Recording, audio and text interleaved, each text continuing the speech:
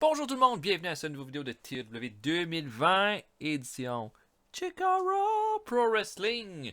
Éternité que j'ai pas fait un épisode là-dessus, puis j'ai pas abandonné cette série-là.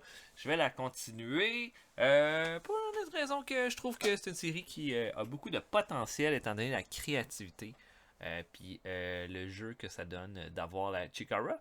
Donc, avant de commencer, ben, dans le fond, on va faire comme d'habitude, faire un petit show durant le spectacle, mais on va regarder ce qui s'est passé au dernier show. Au dernier show, on a eu notre show qui a eu le moins bon ratings de notre histoire.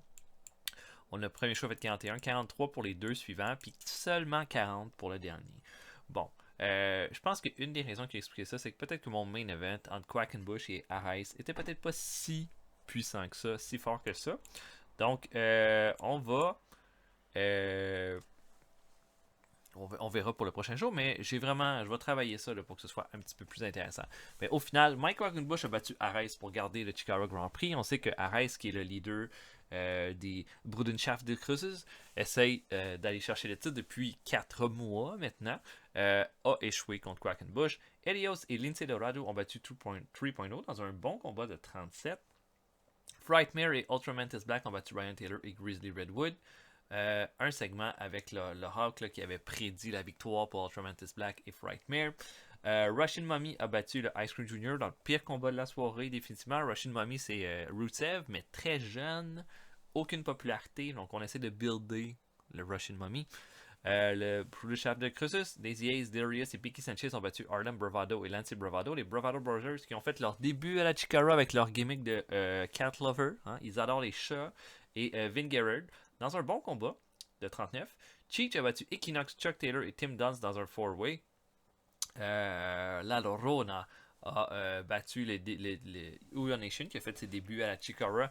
Je sais pas si Uwa Nation va rester longtemps, mais la Lorona est en train vraiment de la builder là, comme une dangereuse présence. Jigsaw a battu Icarus. Ophidian a battu Gran Akuma. Claudio Castagnoli a battu Sugar Docketer dans un bon combat. Vaudevillain ont battu la colonie pour gagner des titres par équipe. En pre-show, Colin Delaney a battu Carter Gray, Green Ant a battu Toby Clean. Donc les Vaudevillains sont nos nouveaux champions. Puis je pense que c'était bien buildé à ce niveau-là. Maintenant, on va regarder est-ce qu'on va avoir des nouveaux challengers bientôt. Pour la carte du main event du prochain show,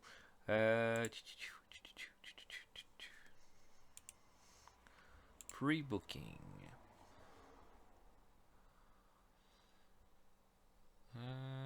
On aurait Mike Quackenbush.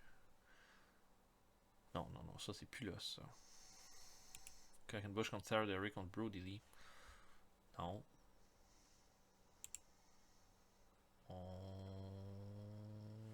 Comment je peux effacer ça? Remove.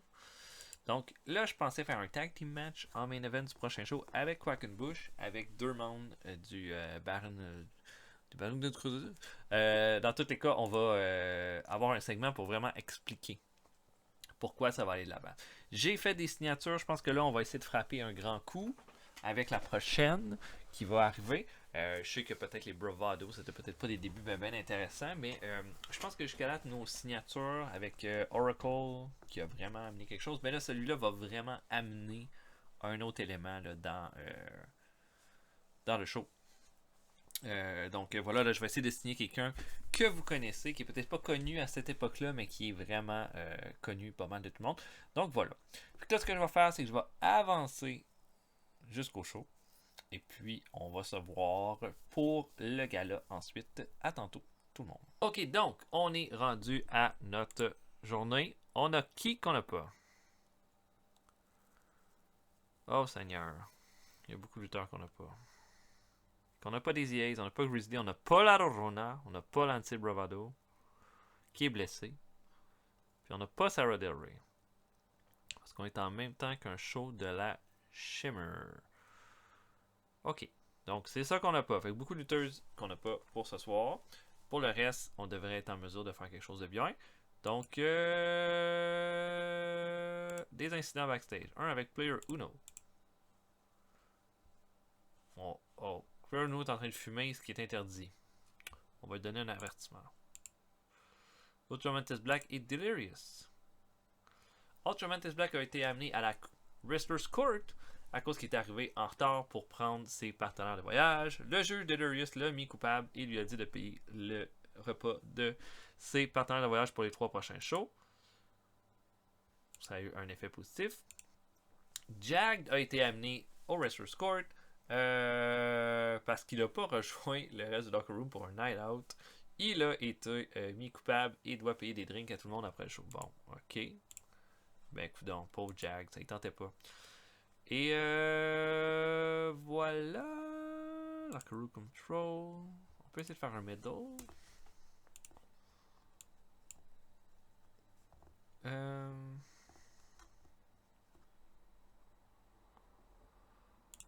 Bon, on a lancé Bravado. Et Oracle. Non, aucun impact. Donc, je vais booker le show, puis on se voit après pour Last Laugh. Et voilà. Donc, à tantôt tout le monde. Ok, on start le show pre-show. Puis on commence le pre-show quand même solide avec un combat entre Zach Gowen et Simon Gotch. Je sais pas si vous vous rappelez de Zach Gowen, c'était le lutteur unijambiste là, qui a été à la WWE durant une petite partie début des années 2000. On est rendu en 2010. Donc Gowen est pas mal moins populaire. Mais néanmoins, il va être dans le pre-show et il va faire une belle performance de 31. Simon Gotch va le battre avec la Permanent Solution. C'était pas mal un squash match. Voilà, on va voir Doug Williams lutter plus tard dans le show. Et le deuxième combat de pre-show est Soldier Ant qui va affronter CJ Parker. CJ Parker, c'est Juice Robinson de l'époque. Et là, il agit en heel, mais Soldier Ant va le battre en 10 minutes dans un combat quand même assez facile. Mais vous voyez, CJ Parker, là, il est vraiment pas rendu là où il en est dans sa carrière. Mais il est un amazing heel. On ouvre le show avec un combat par équipe, un bon combat par équipe entre les Zion Portal et Gran Akuma et Icarus. La meilleure performance revient à Gran Akuma avec un 36. Cette fois-là, au dernier show, Ophidian avait battu Icarus. Donc là, on continue un peu cet échange-là. Puis finalement, Gran Akuma, Icarus va faire abandonner Ophidian après une tricherie. Et puis ça va commencer ça. On a un strong start. Ophidian fait la meilleure performance avec un 39. Vraiment bien. J'essaie de voir le dirt sheet. Pas mal de bonus de blablabla. Ah, moi, c'est le seul qui a un bonus de charisme. Je suis un peu surpris de ça. Mais bon, un 38 pour commencer. Moi, je suis vraiment content. Avec 290 personnes aussi. Hein. Ça, c'est pas mal de monde. Ensuite de ça, on a un 4-way.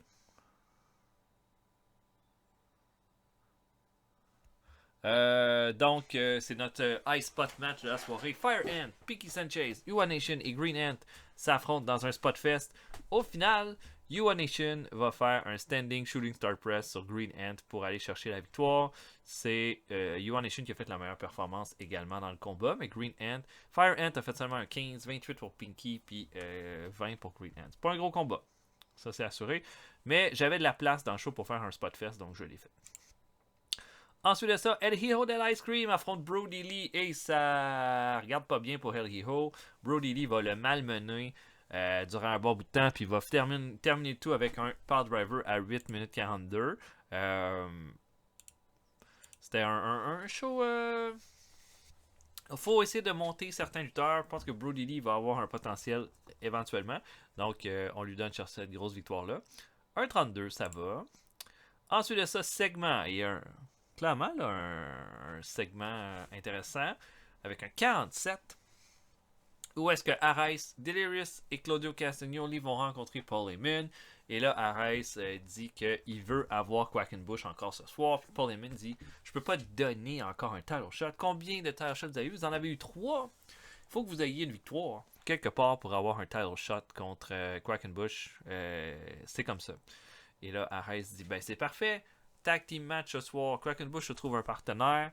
Si on le bat, le BDK a une deuxième chance pour une quatrième chance pour le titre.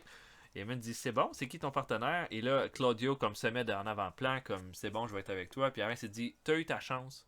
Je sais ce que tu veux au final, mais c'est pour moi ce titre-là. Je m'en vais avec Delirious ce soir. Et là, Claudio a pas l'air content. Et voilà. Bon, Delirious aurait pu faire mieux en tant que road agent, parce qu'il est road agent en ce moment, mais Paul Heyman a bien fait ça. Arès a bien été improvisé. C'est Delirious et Paul Heyman qui ont été moins bons avec le script. Ok, mais 47. C'est bon, ça augmente le show. Ensuite de ça, combat par équipe, Dasher Hadfield et Casey Day affrontent 3.0. Casey Day arrive et là, Hadfield essaye de l'éliminer.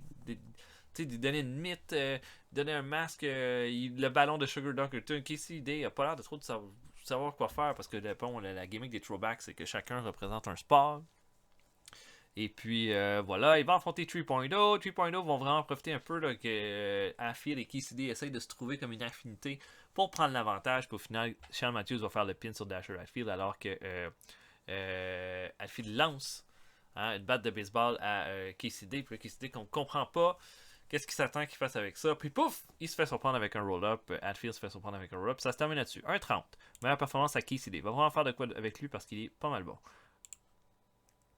Ensuite de ça, un segment où est-ce que Ultramantis Black se prépare pour son combat. Il demande à l'Oracle qu'est-ce qui va se passer.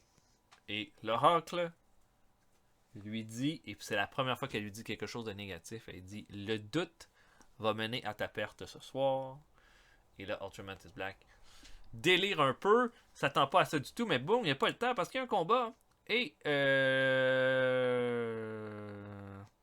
Harlem Bravado, Lince Dorado, Vin Guerrero affrontent le Spectral Convoy de Frightmare, Hollow Wicked et Ultramantis Black. Lince Dorado remplace Lance Bravado ce soir. Bon combat de 29. Au final, ben, Ultramantis Black tellement parano de ce que l'Oracle a dit qu'il commence à pas avoir confiance à Frightmare puis Hollow Wicked dans le combat. Puis au final, à un moment donné, là, il va juste tasser Frightmare pour dire là c'est moi qui va finir le combat, mais ça va permettre à Vin Guerrero de le surprendre avec un 2K1 bomb pour aller chercher la victoire. Et voilà, bon petit match de 29. Mais ça nous prendrait plus haut que ça. Là. Ouais. Chuck Taylor affronte Equinox, combat juste, pouf, ajouté comme ça parce que j'avais de la place. 33, ce qui ça va. Puis au final, Taylor va faire un Soul Food à Equinox pour aller chercher la victoire. On a une promo de Paul Heyman, magnifique promo de 77, où est-ce qu'il dit que il semblerait que ce soir on soit safe des apparitions de la Llorona qui a clairement quelque chose, un message qu'elle veut transmettre, mais on peut pas se permettre à la Chikara d'avoir un fantôme qui peut arriver comme ça dans le gala. Donc il dit que le mois prochain il va se payer un chasseur de fantômes pour attraper la Llorona et l'évincer de la Chikara. Et un bon 77. Pour ça, ça va augmenter notre moyenne. Helios affronte Doug Williams. Et quel combat! Un combat de 52. Meilleur combat de la soirée, définitivement, jusqu'à présent. Helios va vraiment tout donner. Puis au début, je voulais faire remporter Helios sur Doug Williams parce que j'aimerais ça qu'Helios et Lince Dorado soient les prochains challengers pour les titres par équipe. Mais Doug Williams, il n'y en était pas question qu'il perde ce combat-là. Donc au final, Williams va l'emporter à 10 minutes 38 avec un Chaos Theory, mais un excellent combat. Donc très bon pour nous ça. Player Uno affronte le Russian Mummy. Et comme d'habitude, la Russian Mummy va continuer à faire mal à son adversaire. Player Uno va se défendre un peu. Russian Mummy va avoir quelques attaques contre lui, mais au final, il va lui faire un Bullplex à 7 minutes 17 pour la victoire. On va continuer avec le projet de la momie russe. On va espérer que ça marche, mais c'est déjà mieux que le 17 du dernier show. Cheech affronte Colin Delaney. J'avais prévu que Cheech affronte Sarah Del Rey. Bon, elle est pas là. Alors, Colin Delaney remplace. Et puis Cheech, ils vont se faire un combat correct avec Cheech qui va faire un Shooting Star Press à 12 minutes 34 pour la victoire. Et maintenant, on a Eddie Kingston qui se pointe au ring en disant que là, il veut juste un combat.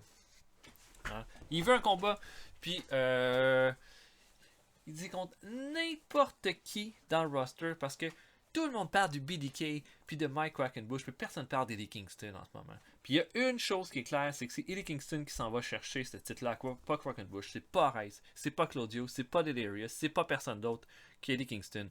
Puis je vais le prouver ce soir en affrontant n'importe qui. Donc une excellente promo d'Eddie Kingston là-dessus. Et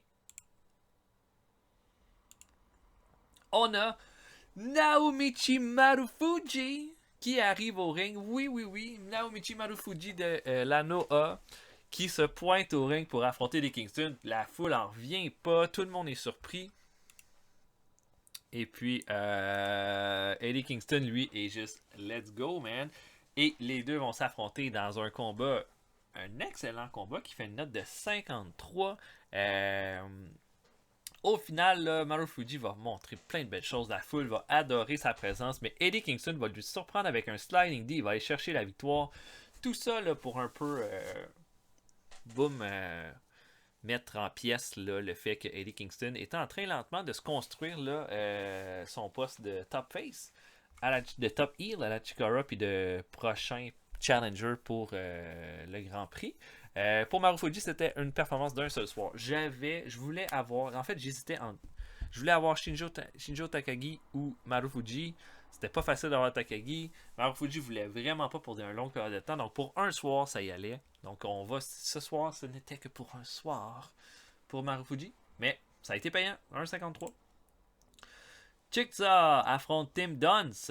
Tim Dunst là, qui est un membre du BDK un peu en construction. Puis finalement, Jigsaw va l'emporter avec un Brainbuster à 10 minutes 4. Combat correct. Jigsaw fait des bonnes performances, puis c'en est un que je veux construire, donc voilà. Et finalement.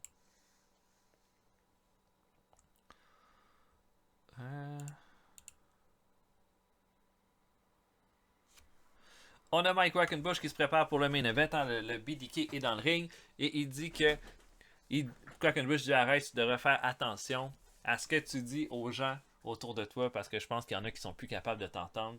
Et Claudio Castagnoli vient à côté de Quackenbush. Et là, il est absolument furieux à Rice et Cesaro devient un face, ce qui est un succès total. On avait besoin de plus de face de toute façon au top de la carte. Et on a notre main event. Claudio Castagnoli et Mike Quackenbush affrontent Arise et Delirious. Un excellent combat. Claudio va faire un 56 de performance.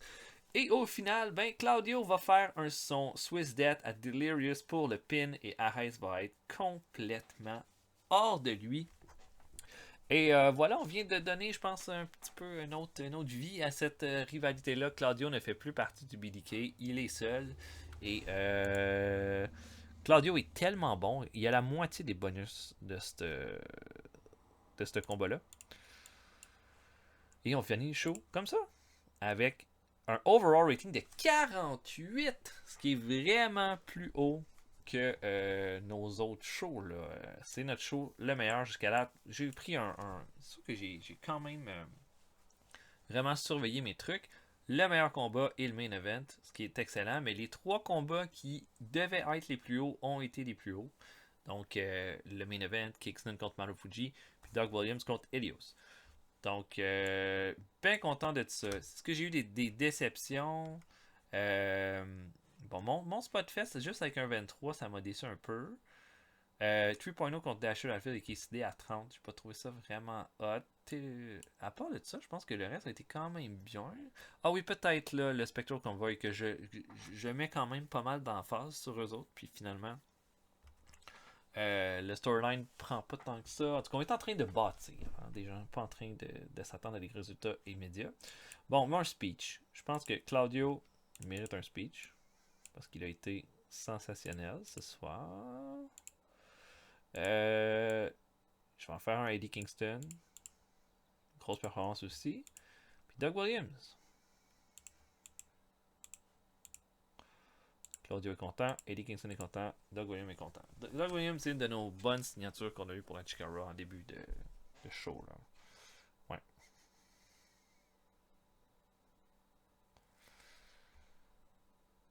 Oh my god, Hulk Hogan est mort! What the fuck? Tout le monde meurt! Wow! Hulk Hogan, oh Seigneur! T'as pas d'allure!